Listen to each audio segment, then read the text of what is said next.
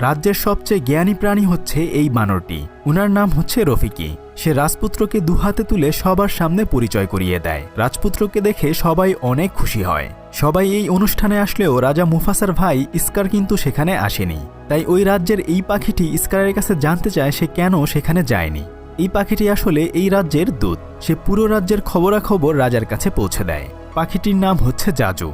স্কার তখন বলে, আমি কাউকে জবাবদিহি করি না। এই বলে সে তার উপরে হামলা করে। ঠিক তখনই সেখানে রাজা মুফাসা চলে আসে। সে এসে বলে, আজকের অনুষ্ঠানে তোমাকে তো দেখতে পেলাম না। স্কার তখন বলে, আমি ভুলে গিয়েছিলাম। মুফাসা বলে, তুমি আমার হুকুম অমান্য করতে পারো না। তাছাড়া কিছুদিন পরে এই রাজ্যের রাজা হবে আমার ছেলে সিম্বা। একথা শুনে স্কার বলে, তাহলে ভবিষ্যৎ রাজার জন্য শুভকামনা রইল। এই বলে সে সেখান থেকে চলে যায়। মুফাসা তখন জাজুকে বলে, ওকে নিয়ে যে আমি কি করি?